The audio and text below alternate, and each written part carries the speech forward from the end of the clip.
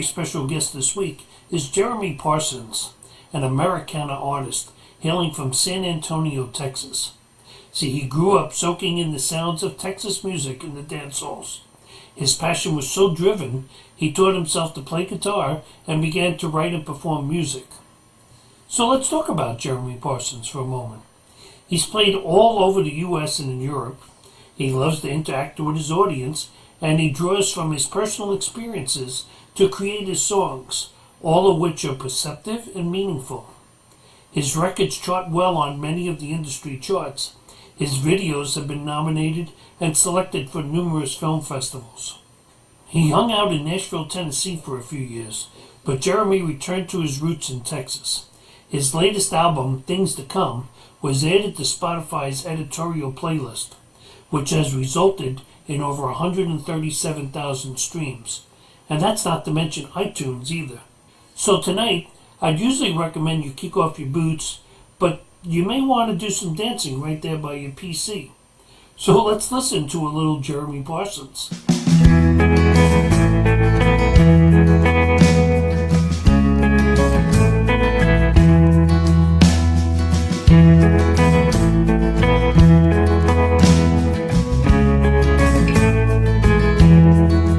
He said, amen, remember that one time. It was broad, but I knew what he meant.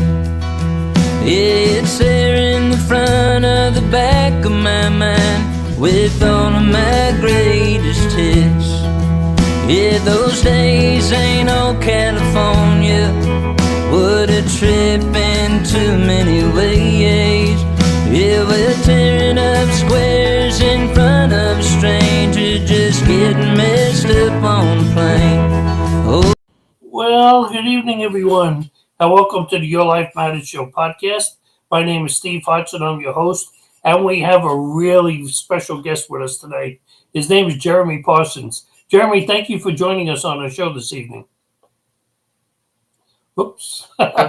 Thank you so much for having me. Sorry. Great.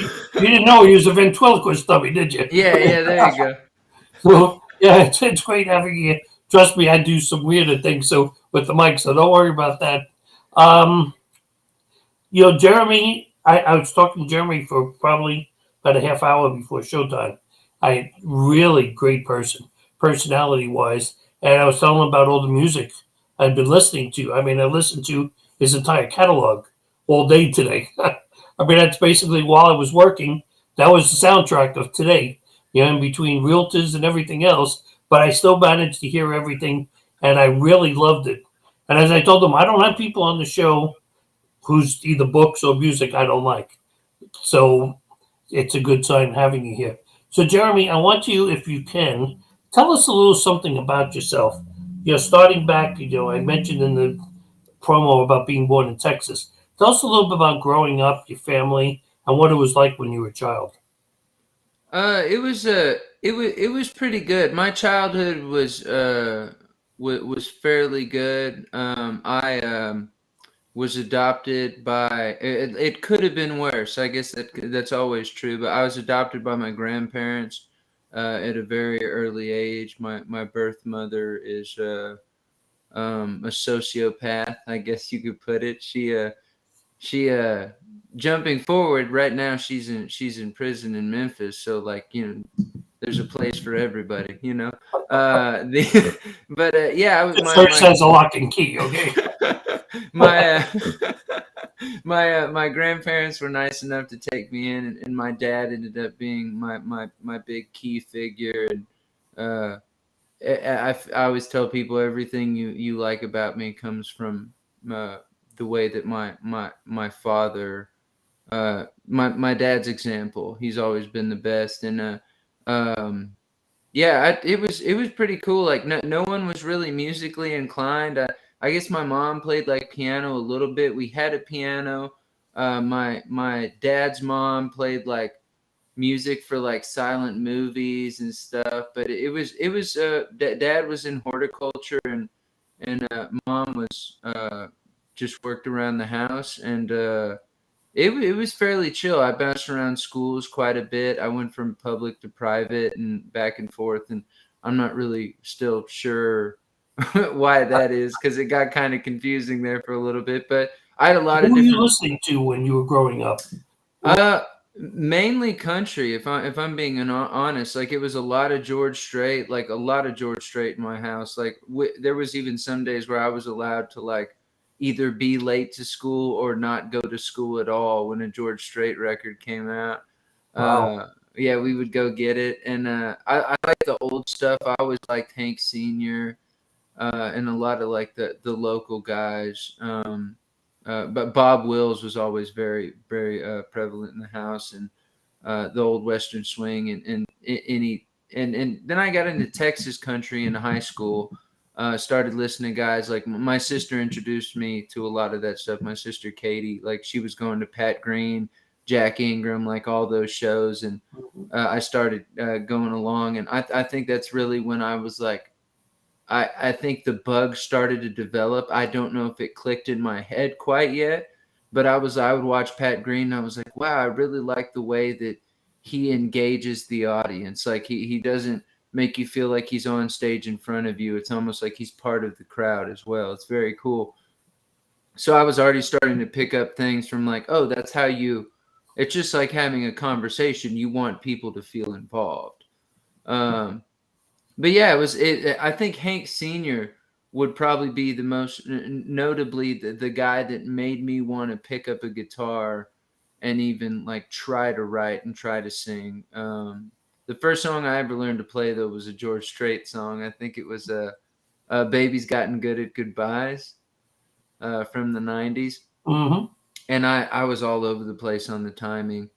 It was pretty bad, but it was enough for me to be like, oh, this doesn't sound like people were like, it's not bad, and I was like, I'll take it, you know. See, I know even like for myself, back in those days, it was Johnny Cash for Oh me. yeah, yeah, Believe it or not, I mean, I grew up, and I mean, I grew up in an Italian household. You know, my dad was an Irish cop, but you know, they were listening to the Beatles and stuff. But I remember watching Johnny Cash shows on TV, and I remember turning to my mom and said, "Can you get me one of those guitars?" She's like, "Well, you don't know how to play." I was like, "Watch me. Okay, get me yeah. one." I mean, no, everybody who played guitar at some point didn't know how to play All guitar, right. you know. Now, have you ever gone for lessons, or are you self-taught? When I was like probably I was young. I had to be like somewhere between 6 or 8 years old, but my parents tried to make me go to guitar lessons, but I was always a big outdoor kid. Like had Mm-hmm. nothing to do with sitting in a chair for 30 minutes to an hour indoors with a dude I didn't know in a tiny Mm-hmm. room. Like the exact opposite of where I wanted to be as a child. I did it enough with like being in class with teachers. It's like that was all you were getting from me. When I wasn't in class, I was going to be outside. Um, but yeah, so I never really got into it. But that starter guitar was sitting around the house when I decided when I was 17 that I was like that's my new hobby. And when I picked it back up again, and it was a garbage guitar, like, but it was enough to learn on. It was Mm-hmm. enough to break my fingers in, and that's really all you need to do. And I did that. Like I was 17. I would come home from high school. I would like run upstairs to my room. I would sit down on my bed and I would play that until supper time. And when I had eaten, I would go back upstairs, do it again, go to bed. Like I was hooked. And I don't really know where that momentum came from. It was just the right time for me. See, And I think it was good that you didn't go for lessons. Okay, and I know probably a lot of people are probably looking at me now and saying, "What is he talking about?" But I know for myself. I mean, my parents when I was young tried to send me to piano lessons. Okay, and they sent me to this Sister Stella. I'll never forget. It's a Catholic nun. Okay, an old nun, and the convent had all these little rooms downstairs with pianos in them, upright pianos. And she put it in the room. She said, I'll be back. Went down the rooms and everything else. And she came back to my room. And I said, hey, you need to hear something. And she goes, what? And I had picked out Hello, Dolly. Just said I was like 6 years old, 7 years old. And I sat and played the entire song for her. And the next thing I know, by my ear, I was being dragged out. I was like, the hell did I do? Okay. And she called my parents, and they came, and I remember even hearing her say, I'm not going to teach him. And I was crying, and the little kid, traumatizing me, okay? It's like, what's going Yeah, on? But she said, he's got a talent, and I want him to develop his own talent. In other words, and that's what would have happened with you. I think if you would have played with a teacher, you would have picked up more of his or her style than you would of your own. absolutely. Yeah. I think I always recommend that too. It's the same with like singing. Like you're a lot of people, like when you start out, you find yourself kind of imitating who you want to sound like, who Mm-hmm. you idolize. And as you go and like as you grow, you start to feel something forming naturally. Either that or you like blow your voice out because you're singing wrong. But like best case scenario is that you it just starts to form and make sense to you, and you're like, oh, this is who I am. Like you chisel yourself out of the stone that is like someone else's influence. It's very cool, and I completely get what you're saying, because my guitar playing is extremely unique to me because I ended up teaching myself.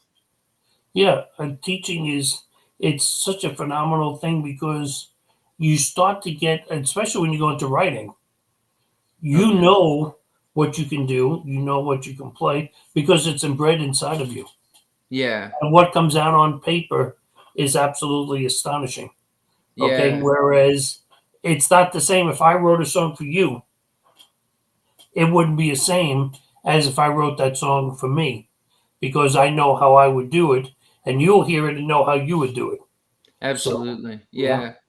That is always kind of that's where you get a lot of like different versions of like I did always enjoy hearing, and a lot of the Texas writers would do this too. They would co-write a song together, and then both artists would put out their own versions of it, and it was Mhm. really cool to see those side by side versions. I did always dig that.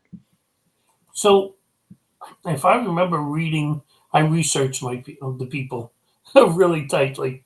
Okay, they said they couldn't get you off the stage and out of the camera when you were like in high school. So, were you in a lot of the plays and stuff? I mean, always in front of a crowd of people. No, so I think the problem is like if you hand me a microphone, like I will it, Take it's it. it's almost like it fires me, like it's electricity for me, like Mhm. literally and figuratively. But it's like I don't know what to, the problem. The joke was, don't hand Jeremy a microphone. Cause like cause like I also like try to I make terrible jokes. Like I have bad puns, good puns, wherever your preference Mhm. is. I think they're so bad that they're good, or vice versa. Like I'm not sure which one, but I enjoy them. So like if you give me a microphone, I'm very comfortable in front of people, in front of a camera, and it kind of just it activates me in a certain sense, where I just like, oh, I have to entertain you now. I get to entertain you now, and I want to do that. I think that's one of the joys of it, is that like if you because it's like music, like your people come to shows because they want a distraction from the work week that just occurred, or the work week that's ahead, or like Mhm. whatever's happening in life, like, and it I think part of the job that I enjoy most is having people that like, what one guy was playing in Nashville one time, and this dude walked into a bar, and set up for a joke. There you go. The he went and sat down. You could tell he was like, having a rough day. And my set, it was at the beginning of my set. It was like a 3 or 4 hour set, and at the end of it, he walked up, and I was unplugging my guitar. He walked up, threw some money in the tip jar, and goes, "Dude, I was having like the worst day ever, and you completely turned it around for me." He was Mhm. like, "Thank you so much." And I was like, "That's why we do it, man. You can take your money back." Just kidding. I need Yeah. it. If you want to add some more, Yeah, I, yeah, absolutely. Yeah. we're hardworking musicians, and trust me, I played enough clubs where some nights you go home with $20, $30, and you think I just played 4 hours an hour to get here and set up, and an hour to take down and go home too. Okay, for Yeah, like $30. that's why you negotiate that base pay. Yeah, Like you get really good at that. It's but it's what you're saying is true. I know myself, even to this very day, we go to a ton of concerts, my wife and I, and a lot of people ask me, so, you hit lotto or something, and it's like, no, I wish I did. It's just a matter of when I go there. Pardon my language, but all the shit in the world is gone. yeah, Okay, I forget it all. I'm sitting there and I'm part of the music. Okay, and that sounds really strange, but I think the audience becomes part of the music and they become part of that experience, part of the show. And I've seen artists, both sides. I've seen artists like you who know that and understand that and want to have a good time with the audience. And I've seen the other side where it's like, yeah, yeah, come on, okay. Yeah, I need to finish the set and go home. yeah, Okay. yeah. So it's really a good thing. But I got a really interesting question for you because I never found the answer to this. So now, okay, I'm going to get my own answer. To Uh-oh. how did you go from the guy the late teenager who sat down and picked up his guitar, started teaching himself to play and to sing, to like touring the world? I mean, you've been all over the place. Yeah, That's a big leap. yeah. I don't know. I mean, like, if I'm being honest, it kind of just happens. I think if you what I tell people, they're like, how do I, like, when people who are just getting into this industry is like, how did you know that this is where you were supposed to be? And I was like, because I walked through the door and everything just started working. And it's like one of those things. It's like I had a gut feeling about, like, when I really honed in on the craft, I was like, this feels like where I'm supposed to be. I feel like I have found it. And like part of you wonders, like, oh, is that just wishful thinking because I enjoy this so much? I was like, it very well could be. You got to read that as you go through the process. That's just anything with life. You should treat it that way.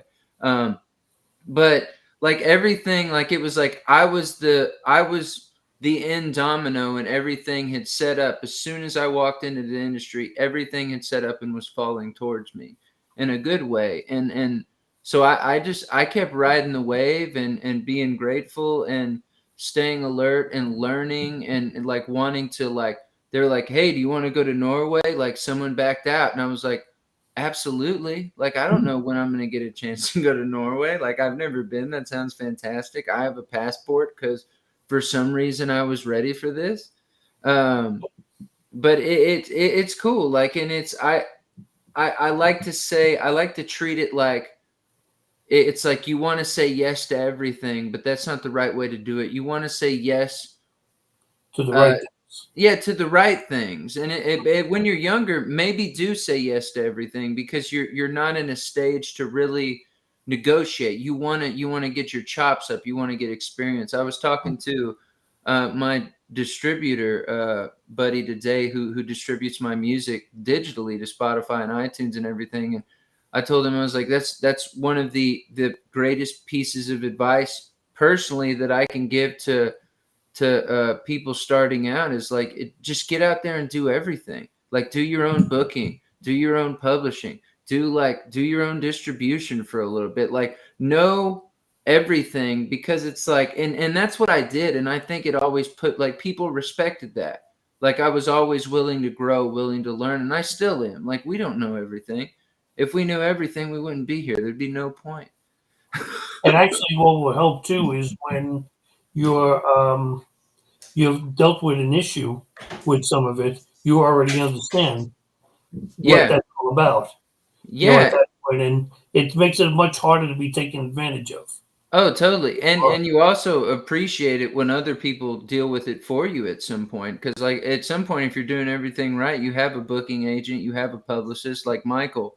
Like, he's the whole reason why we're here. Like, you appreciate all the work that he puts into setting stuff like this up. And it's that's great. Like, you'll have a really good team team around you like the rest of your career, like because you're really appreciative, and like there's this cool like symbiosis, and it all works very well. And yeah, it's yeah, I don't, it's one of those things with my career that I always look back and I'm like, man, I really wouldn't change a thing, even the stuff that at the time was And it's aggravating, so like early on, and you're saying that. You can yeah, imagine 20 years from now, okay, what yeah, you'll be saying. yeah. Well, it feels like, it's yeah, it's weird. I don't really actually think about the time. It comes up like you asked me for this interview, like how long you been doing this, and I was like, man, I never really think about that, because like what I like to focus on is like the fact that I've never actually stopped enjoying it. Mm-hmm. Like I've seen a lot of people be like, man, I can't do this anymore, and I was like, oh man, like I'm sorry, dude, I can't. I can't empathize with you. I can sympathize for you, but I can't empathize with you, man. Cause like even at the lowest, when like shows are bad or like pay isn't really great and you're wondering what's next, like it's still a journey that we all chose to go on at some point. And I think I'm grateful to just still be on the path, you know? When I was with my rock band, there was one show. It wasn't even supposed to be our show. The club, which we had played at a lot, asked us to come and fill in for this other act that wasn't coming. Okay. And they needed the headlining show. Okay. So we said, well, what the heck? Because we would pack the place when we would go. But it was like Thursday and this was Saturday night. So it was like kind of before social media. So it was kind of hard that, you couldn't post on your page, hey, we're going to be in February's tonight you just had to call some people and hope word got around. There was one person at the friggin' show. Oh, wow. Yeah. So every time you ended, you heard, okay. And after the first song, I remember looking out and I remember my singer, the female vocalist, just shaking her head like, what? I was like, stop. She goes, what? I said, this is a live rehearsal. That's all you look at it. It's a Yeah. live rehearsal. Instead of doing it where we rehearse, we're doing it here tonight. Just Yeah. have fun with it. Because you're Yeah. right. The moment it stops being fun, you might as well just walk away from it. Yeah, well, it's like you always. I think it's like that. There's times when like that's a great mindset, because there's times when it's like, all right, it's time to be serious and bring our A game and like be the rock stars or whatever. And then there's times when you just like there's always going to be the humbling moments when you're like, I've always done this because I enjoy it. It's not about these numbers or those numbers or whatever. Like we do this because we love it and we love the way it makes us feel, and we want to share that and make other people feel the same way. Like And you like said, yeah. it has to do too with you're up there doing what you enjoy doing Mm-hmm. up on Yeah. stage. And whether it's in front of one person or 40,000 people, it's Yeah. that same joy you're getting out of doing it. Now, don't get me wrong, 40,000 is nice when that's bouncing off of you. Okay, don't Oh get me yeah. wrong. Yeah. And it's like you said too, it's like people like, well, would you win the lottery? You go to all those concerts. And I was like, excuse me, some people pay like $500 to $1,000 for therapy. It's essentially Right. the same thing. And that is my therapy. Yeah, exactly. Yeah, exactly. And sometimes I get a pick for the guitarist. There you go. You don't get that from your therapist usually. Yeah, exactly. Well, yeah, the therapist would have you lay on the couch, and yeah, I'd probably fall asleep at my age. But anyway, how did you end up then moving from Texas down to Nashville? So that was like, so I went to Nashville, and I'd gone twice. I went, and the first time I think was in the end of 2017, and then I went back in 2018 because they were having this like music camp, and I was like just wanted to know more about the industry ins and out, like more publishing and stuff. Like I'd read a few books, but like there was going to be panels with professionals. Like you see a lot of the things like done like that around the town, but it was on George Jones's property. And like it's called George Jones University, and I was like, all right, I love the possum. Like I'm into it. But the main draw for me was that also you paid for the conference, but you also got to take place in a competition before it began where the winner, chosen by 3 judges, would get to open for George Jones in the city nearest to where they were from when Mm-hmm. he came through. And it was like me and 70 ish people. I think it was around that number. I don't know if I overshot it or undershot it. It was so long ago at this point. um and I won. Like I literally I'm one of those, like, I don't ever like to give myself credit for doing a good job. Like, I will be like, okay, I'm satisfied, but I never want to be like, I always try to like remain humble through situations. Like, there's no need to be cocky. Like, even confidence at a certain point is like, there's a certain amount that I will always allow myself to feel, but like I always want to make sure that I'm noticing what I could have done better. And at Right. that time, I think I was a little like, if my dad was here right now, he'd be like, "Oh, absolutely." He was like too hard on himself all the time, and I've mellowed out on that a little bit, which is like I learned to laugh at myself these days, which is good because I was it would turn to like this anger towards myself. It was like literally just me pointing a gun back at me that was like, "You messed it up, man." But Just get I almost married. Your wife will just get married. Your wife will remind you every time you screwed up and not doing well. that's fair. That's fair. I might wait on that a little bit, but the not too long though.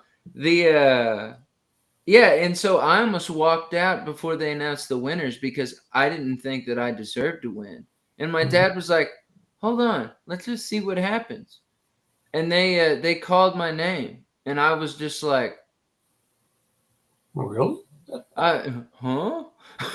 But and so I got to open for George Jones in Houston, and the crowd like loved me. Like, I'd played some writers' nights and a few gigs at that point, but like that was like major deal. Like, it still is to me because I mean, like, at this point, no one's ever going to get to open for George Jones again for obvious reasons. But it was like in Houston on a revolving stage. Like, it was a sold out audience. Like, I still run into people who were at that show around this state, and they were like, "Man, that's so cool. Like, what was it like?" And I was like, I don't.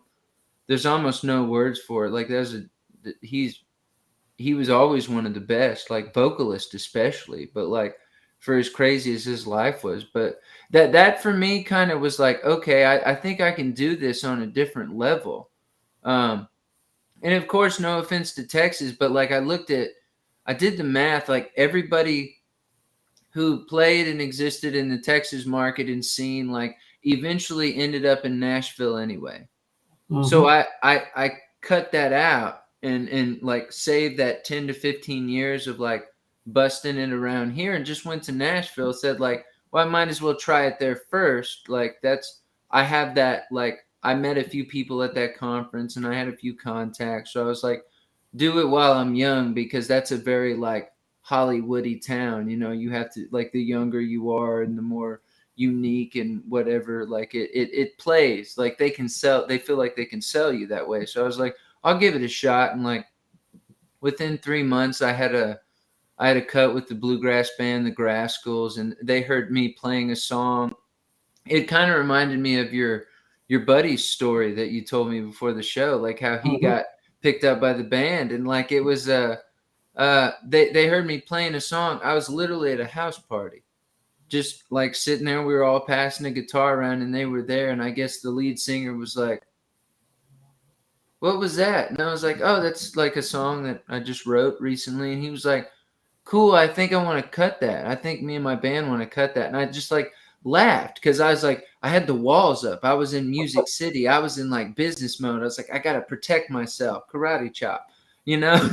So I laughed and he got like, I guess he got fairly mad at me, but and so the guy that brought me to the party was like, "Dude, why did you do that?" And I was like, I didn't know, man. So they called me the next day and they were like, "Hey, we're actually interested in that song." I sent them an MP3 and the lyrics, and like they cut it, I think, within the next couple days, and it came out on their record. And like that record, they went on tour with like Hank Williams Jr. and Eric Church, and like we're doing big stuff, and it was cool, man. And like after that, that like everything started opening, because like people, when you have a cut, like people are like, oh, we want to work with you now, we can utilize this, he has a cut, let's also release your version of the song as well, so people have two copies. And it was just a whirlwind, and mistakes were made, like money was spent that probably shouldn't have been spent, but like it was all trial and error. I knew nothing about that level of the business, and learned that a lot of people don't actually know much about that level of the business, and you gotta like learn to wade through the BS and stuff. And it was very enlightening for me, and I definitely uh, went on through that with like a new set of armor that was stronger than the one I came into town with. But it just seemed like the ideal choice for me to go to Nashville first, and it obviously was, because I have like lifelong friends from that city, and but it's also like when you move somewhere that you're not from, you also, I do at least, I had this realistic notion that like, well, honestly, when I moved to Nashville, I was giving myself like 8 to 10 months. And I was like, if this doesn't work, I'm not going to keep wasting money in a city when I can just always go back to Texas and there's a music scene down there. But so like that was my plan, and I just ended up staying for 10 years. Because it like stuff just kept working. I kept like, when one thing would end and another door would open, and it just, the wheel kept turning as You soon didn't as. sign your soul away when you were Huh? down. You didn't sign your soul away, and you No, didn't sign your contract, your life away either on a contract while you were there. So that helped. yeah, I am one of the people that people still joke and like talk about, that I left like weirdly unscathed from all the stuff that I was like in and out of, which is very interesting. But I never burned bridges, or made specific waves. And I always like just followed my gut and my heart, and went where the music took me, and that's always been fairly natural, and it's always been about the music for me. It's never been about uh I don't like the fame monster that I see a lot of people trying to slay. Is very interesting to me. I don't quite understand why you would want a certain amount of attention that almost seems unnecessary for your craft. Like a lot of creators and artists that I know, we're kind of reclusive, and we conserve our energy in a certain, we give it all at the shows, and then we go back into our caves, and hang upside down, and then next show we fly out, so it's the That could make you a little batty, but hey, I'm just as bad. When you were saying the hey, bad joke, you didn't see my hand up. yeah, Okay, yeah, no matter yeah, what, it's yeah. like, yeah, I'm really bad on that too. But Well, no, I get what you're saying. But that's also good because that keeps you real. I really yeah, believe that keeps you genuine, and it keeps you to who you really are. If not getting that caught up in that whole scene afterwards of being, hey, look who I am. Okay, it's just yeah, doing my thing. You enjoying it? Good. Have a great time. Talk to you later. Catch you tomorrow night. yeah. Well, it's also, I think in life in general, like staying grounded is so important. Mm-hmm. And like, when you're on the ground, you can put in the footwork and you can talk to the people. There's a lot of those, the mentality in like the higher up version of the industry is that like you put yourself on the mountain and no one can reach you. You try to like put on this air of like unattainability. And I'm like, I want to be like, I mean, like, look at Garth. Garth Brooks is a great example. Like, Yeah. dude, like he has never been unattainable. If you run into him on the street, he's gonna be the nicest guy ever, because he knows how important that is to maintain that human connection. I think there's a number of popular artists in country music today that I'd say falls into that category. A lot Yeah, of the top name acts, you can just see it that that chip isn't on their shoulder. Yeah, for some yeah. reason. And that I think you got to remember. I started in the country. Believe it or not, the wildest part is I started writing country music after a while. After playing, Led Zeppelin music and stuff all those years, I started switching back over to country because country music is I think it's the heart of all of us. It's what's around us. It's that feeling. And it's perfect segue into my next question I was going to ask you too. And it was not intentional, but when I started saying, I was like, boy, this works. Okay. No, as I said to you earlier, and I don't know if I had said it on the air or not, I listened to your music all day today. Okay. There was the soundtrack of my day. But it wasn't the music. Well, no, let me rephrase that because that sounds terrible. The music impressed me. Okay, I don't want that to sound wrong, but what really impressed me was the depth of the lyrics. Okay, you see, as a writer and something else, and this is what this show is even all about, as I was talking to you about also authors, and it's the writing and stuff involved in it. Your songs are not only, they didn't only blow me away musically, but they blew me away lyrically as well. So my question is, where does that inspiration come from for you writing those songs? I think it just it goes back into a little bit of what I said, like staying grounded and like staying like is centered and aware of like humanity in general. Like the human experiences are what, and like you said, country music, like you're writing about that human experience, like whether it's on the extremely like rural like layer or like the higher up, you want to write from like the dirt to like the inner emotions and inner workings of like, oh, someone just passed away. What are we working through when that happens? Like, how can we translate that back to somebody who's dealing with that and reach them and let them know that they're not alone? Because they're not. Like, people are losing people all over the place. People are, whether it's like out of existence or via a breakup or something, we want to try to reach people and let them know that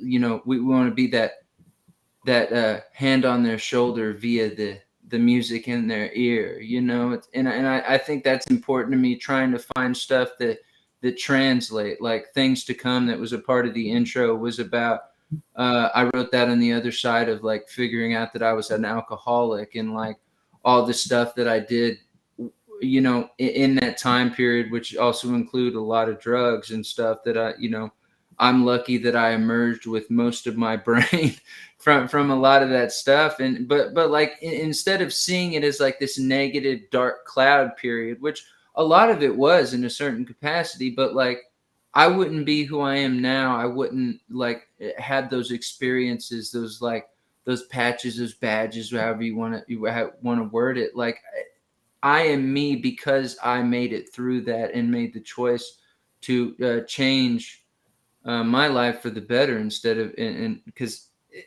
inevitably it felt like, and that gut feeling came back in. It was like, dude, if you stay on this path, you're going to die.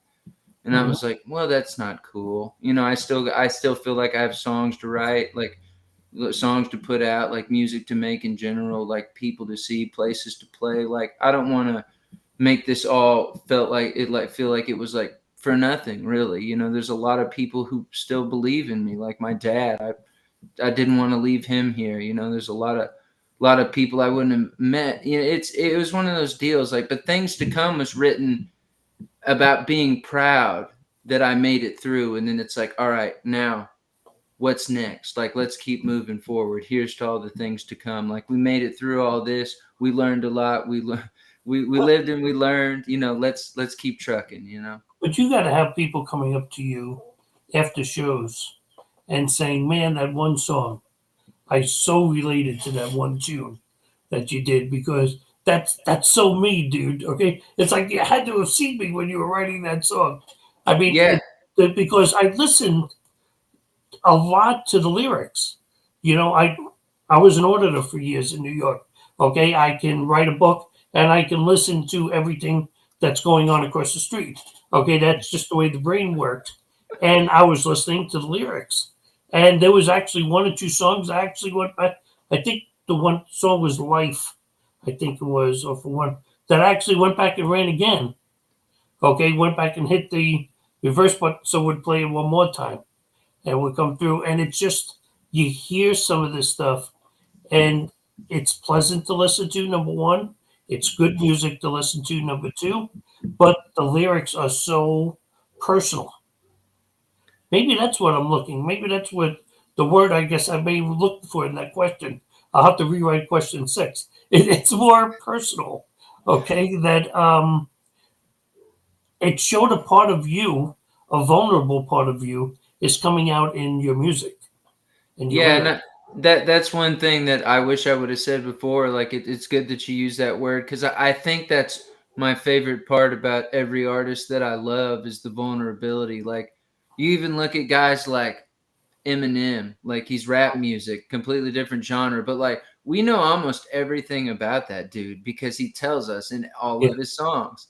Like I love that. Like it's we like people want to know more about you. Like if you're interested in something, it's like even one song that's like a lighthearted one, and they're like, "Oh, I like this," and then you're like, "Oh wow, I feel like I'm getting to know this person now, like as an artist and an individual." And that is the human experience because like that's where it comes in, that connection, because we're all living through these things, we're all processing these things, thoughts, emotions on a daily basis, on an hour to hour basis. Hmm.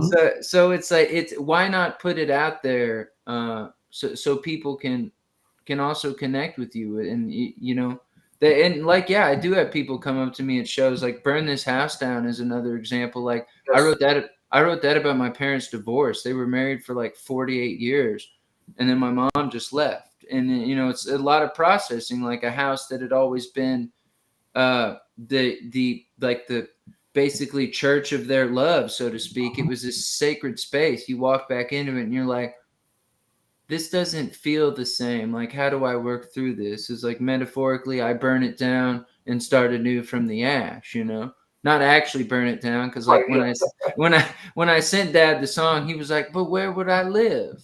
Hmm. Well, I didn't see the pyromaniac thing listed in your bio. Yeah. It Well, just yeah. Like I joke on stage with people. I was like, you know, you can't spell Parsons without arson. that's right. You see, laying okay, where my head goes, when you talk about Eminem and stuff, he lays everything out. That works really great, except for Taylor Swift, because nobody wants to date her anymore, because because they become the next hit, okay, that she has, because she talks about all her relationships in Yeah, every one of her songs. So yeah. Well, that's his theme is like specifically his life. When you set your mold around like writing about like you know how someone broke up with you that you chose to date, and I was like, well, you kind of knew that was going to happen when you chose to date somebody. There's a 50-50 chance almost anything's going to yeah, work. but you don't go into a relationship looking at that other 50. You go in looking at the 50 like, wow, okay, I got a great relationship. Not, okay, well, you know what? This probably ain't going to work, but hey, we'll give it a shot. I mean, that's probably Yeah, not a good way to kick it off. Okay. yeah, well, I don't know if that's the same case for her because it was so consistent for years. You know, it's like now it seems like she's in a good relation. I don't really pay that close attention to I her, but don't either. like it seems like she's in a like like I said, I don't really know, but someone said she's been in a long relationship recently, so I was like, good for her. We need a I actually like this guy record. See, the only thing I know about her is she lives 2 blocks away from where my dad lives. Okay, in an apartment, these loft style apartments. And when I was a kid, you could buy the entire building for like $20,000. Nobody wanted to live in these things. Now an apartment, one floor of the loft, and it's like 6, 7 floor loft, is like 15, $20 million. Oh wow. And it's like it's absolutely amazing. That's about the only thing I know about her is that she owns one of those lofts, and she pays like I think she paid like $10 to $20 million to live there, and it's like Yeah, well, I mean, that's what she's done extremely well, and I mean, like, if you don't listen or like her music, that it's, I think one thing that anyone can probably respect about her is like her platform as a business person in general is like fantastic. She does really well, And she puts uh, on a good persona too. Okay, she yeah, doesn't come out, as a badass or anything like that. She comes out and gives a very positive message. That's probably what I'm looking for. You know, yeah, yeah. that's important today with all the some of the stuff that's out there. That's why I'm saying in country you don't see a lot of that negative persona. No, no, you don't. It's all about. It's usually about the. I mean, country has always like tried to be like the humble scene within the industry, even with all like the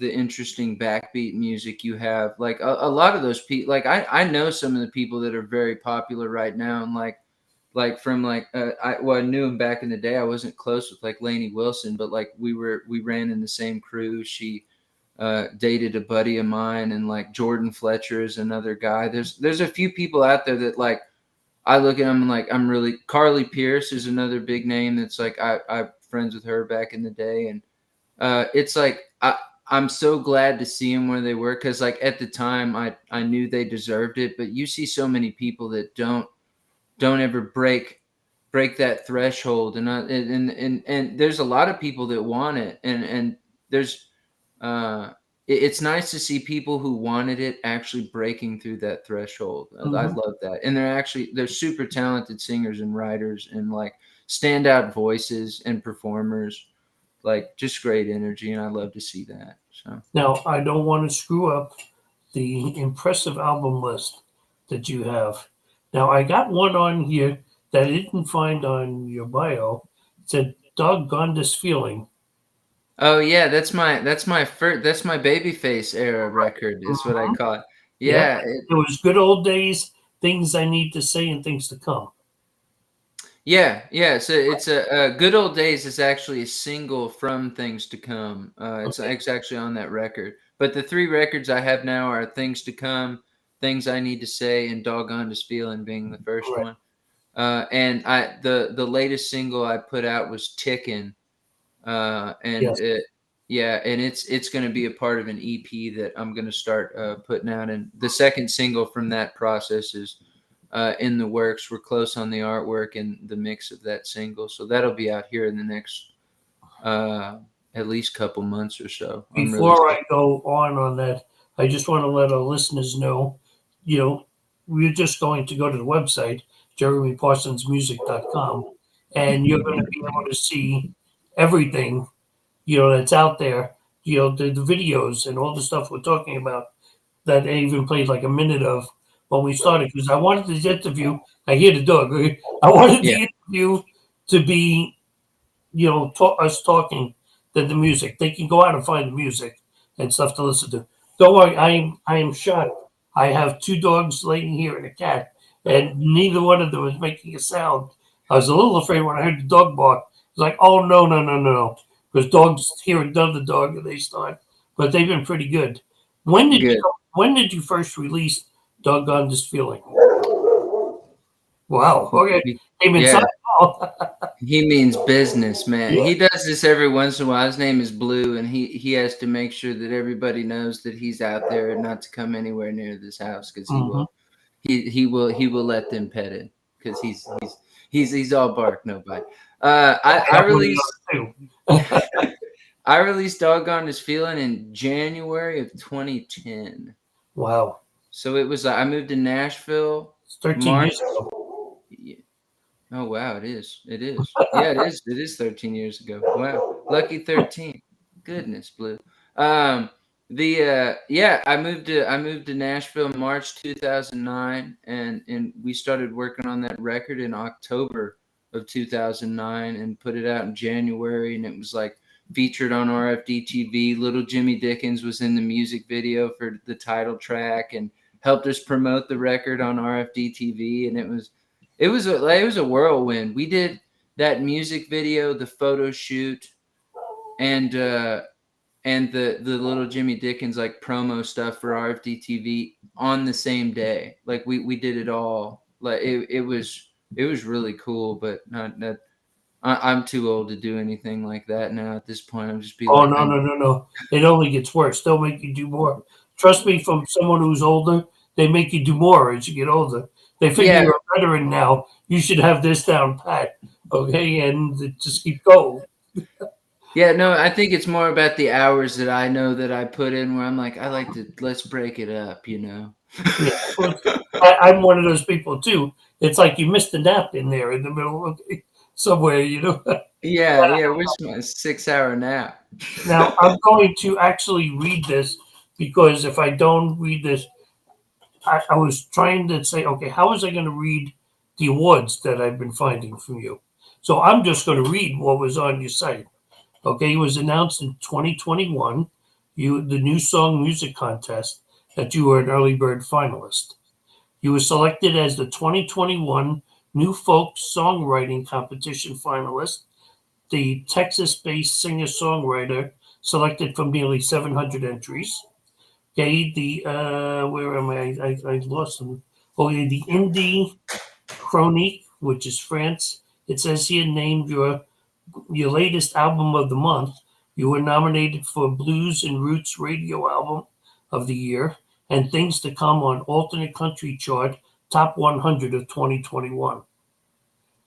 That's like and I know there was more because Mike actually sent me some more stuff too on that. And it's like, okay, so for someone who's really been hitting it big, I mean, really hitting it hard and being recognized the last couple of years, your stuff is going out there.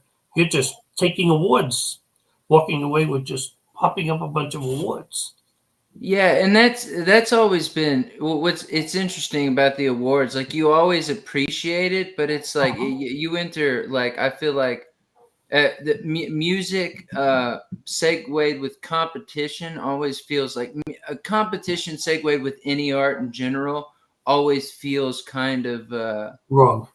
yeah, it does feel wrong. Yeah, wrong, I guess, is the word that I like want to say, but don't want to say because it's like, I entered a lot of those things, but a lot of them I entered, it was during the pandemic. And I was like, well, there's nothing else to do, Right, hit more. which is like, yeah, yeah. But it's kind of cool. Like, I think what I like about those is that when you go and you get to the in-person aspect of it, you really get to meet other people who are creating for the same reasons that you are or not, but like you get to really network and meet people that you might not have never like ever really met otherwise. You uh do also know who's listening and watching that at the yeah, same time. absolutely, That's yeah, the big thing of all those. I know myself when we were doing web design. That's what I did for years. Okay, and they always say, "Oh, the Webmasters Association. You need to submit a bunch of sites for awards." It's like no, they belong to my clients. They don't belong to me. These yeah, people paid me to design them for them. I didn't just sit around and say, "Gee, let me," like an artist, let me make a painting, and then enter the painting. Okay, that's somebody else's stuff, and I don't have time for that. For me, that wasn't just thing. But I can see musically, that's such a big thing because the bigger your resume, the better. yeah, yeah. And that it is you do have to kind of look at that way because like when you're pitching yourself to like especially like venues and stuff, they want to see numbers and accolades and things like that. So it doesn't not make sense, but I do kind of battle because I've chosen such the artistic path that it's like that's what I'm really here to cater to. But like all of that stuff is always flattering because just as if like one person says, hey, I really like your song, it's like I just got an award. There you It's I was looking at the screen and I just realized looking at this, it's almost like I'm looking in the pane of one of your windows where you see where it's the bottom of the screen there. It's almost like I'm sitting in the pane of the window looking in. yeah, yeah, there Okay. you go. It threw me for a second there. I was like, what is that? Oh, okay, no, that's me. Okay. It's been a long day, trust me. That's Well, we talked hilarious. about websites, and I even mentioned JeremyParsonsMusic.com. What will people find if they go out there and take a look? They'll find like links to my new single, all the tour dates that I have posted, which I'm always updating that. Music videos, live performance videos. There's an EPK on there which has all the accolades and stuff. So Mm-hmm. if people are listening, they're like, "Oh, I want to book this guy." Like that's where you go. And you can contact me too. There's a contact deal. You can shoot me an email, and it goes straight to my personal email. So I'll bounce right back to you if you have any questions for me or want to know anything about the music business that I might know. That I always love to share that stuff with people because it's like, why are we learning if we're not sharing? Well, it's funny Yeah. because you're playing, like even tomorrow night, you're playing, if I remember reading correctly, in a club somewhere. Yeah, I'm playing tomorrow and Saturday. I'm up towards Houston, so I'll leave tomorrow afternoon and do the 3.5 hour drive amidst the rainy, cold weather that we'll be having. Cold for Texas, that is. Yeah, Yeah. like what, 60 degrees, okay? I mean, Cold. it's getting down into the 50s. Come on, man. Oh, okay. Wait a minute. I didn't learn how to play violin or fiddle. Right? So I can't help you on this one here because where I'm in Indiana right now, the high was 32 today. So Oh wow, your high was was just at 32. freezing. Oh Yeah. wow. Okay. There was a Yeah. one point we were out today. I was outside in front of the house putting the garbage can back when, from the garbage pickup. And Yeah. it just slides next to my house. And I went and locked the door of my car and I started up the 2 steps of my porch and I heard this noise and I turned around and there was my garbage can. The wind had actually blown it up and down towards me, okay? And if I hadn't been there, God knows where it would have ended up down the road. And I was like, wow. Okay, really, folks? Okay. That's how strong the wind was blowing today. Oh And hence wow. when I say, I sold the house, it closes on Tuesday, I'm not that upset because I want out of here before the snow starts and everything else. Oh So yeah. Yeah, I bet. before I get off of this, what does the road lie ahead for Jeremy Parsons in 2023? I mean, what are your plans for this coming year coming up? I want to play new places, meet new people. Someone asked me what my resolution was, and I was like, man, to be honest, I have the same one every year. It's just like I keep going, keep growing, keep making, like keep putting out new products. So I got new music coming out, and uh, at least two new tracks coming out, and then probably into 2024 going to release the whole EP. And then after that, there's some more EPs on like lined up that we're going to start putting out singles for too. So it's about just keeping creating, keeping like on the road, keeping like seeing new faces and playing music for them, and it's already off to a good start. I've already booked some new venues for this year. I filled out for February like a couple days ago, and I'm already working on March, April, May, and stuff Mhm. starting to come in. So it's awesome. Like already got some dates for like June and July and August. So it's great. Like I want to see it's like the snowball effect. You want to see it keep gathering and building and I feel like I've got good momentum and I just want to keep at it and that all, a lot of that leans on me making sure that I'm not lax in like reaching out to venues and people because at this point I'm my own booking agent and I'm enjoying it and You need the dog. The dog is louder than you as a booking agent.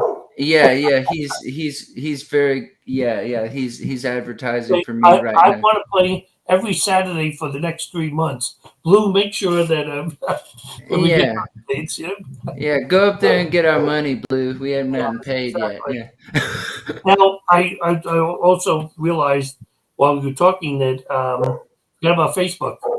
People can find you on Facebook as well, correct? Yeah, that's right. At Jeremy Parsons Music. Thank you, Blue. He said, yeah, that's right.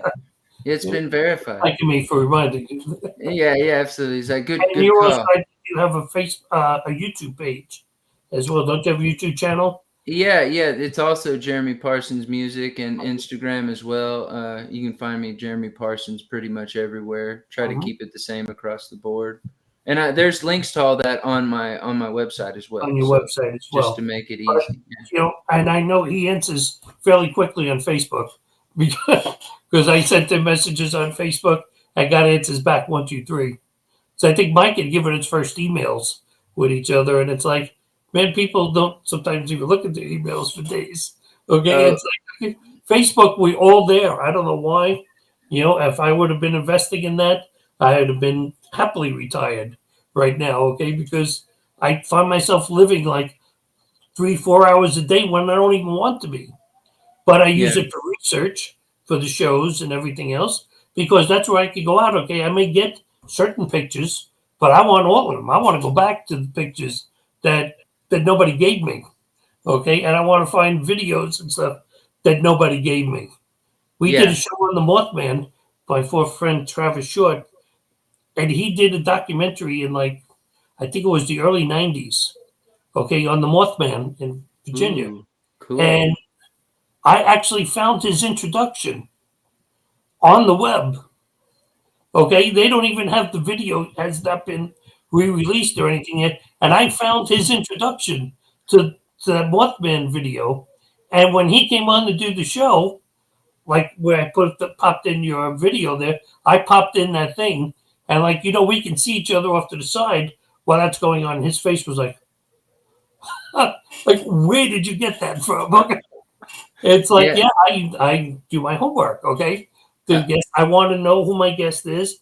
I want to make sure that everyone gets to really experience the cool person I knew you were. I could just tell by watching your videos, and when I started reading about how you talk with your audience and you make them feel like they're part of the show, I said, this is a great guy. I just had that feeling when I originally saw your videos and stuff, even before we actually met. Or Mike said, okay, here we go. Okay, I'll give you his info. I already knew just something about you that he's going to be a star. oh man, well I appreciate that. You're very kind Embarrassing and you now? Okay. huh? I said, by embarrassing you now? I A didn't little bit. I wasn't trying to, okay? But No, it no, really, it's all very, very, very pleasantly received, and I thank you so much for saying it. I really and I do. say to the audience, and I will wrap up with that, take your time, go out and look at, jeremyparsonsmusic.com. Okay, because from there you can go everywhere. Okay, you can see all the videos. I mean, I played you a minute, you can see the whole thing. Okay, and you can see some other videos, and even your latest video that you do the EP for, isn't that on there as well? Yeah, Tickin is Yeah, on there. right. A Yep. very cool animated music video for Yes. that. I Yeah, I saw that. Well, the first time I saw that, I was like, "Was that click the road video?" At yeah, first, no, because I was watching, I'm like, "Okay, it's him." But then, yeah, then I heard the music, and I was like, "Yeah, it's him." Okay, but yeah, it's like there's some really good music. You'll really enjoy, listening to him, and hopefully we'll all get to see you live someplace. I mean, I want to be sitting down and watching you on the Country Music Awards, going up there and performing and being nominated and stuff because I know it's going to happen. It just has happened right now, but it's going to happen. You keep working at it, and I guarantee you're going to be out there with that. man, I appreciate that. I see some of the comments up here too. It's like, Brian, I would love to play Round Rock. I will work on that for you, my friend. And the real Dank Williams, he listens to the night Hank Williams died every year on the anniversary of Hank Williams Sr.'s death. That's his jam. So I Mhm. appreciate them in the comments there. I wanted to make sure I said that. Yeah, I saw it earlier, but you were talking, and I didn't want to interrupt that. And then I forgot. Sorry, out there. I saw it. It was sitting on my screen for a while. Okay, Yeah, I just forgot all about it. We got to talk about something else. So it's my make fault. sure I'm always talking. that's okay. Make sure you give Blue our love, and thank you for joining us tonight on Your Life Matters. Yeah, thank you so much.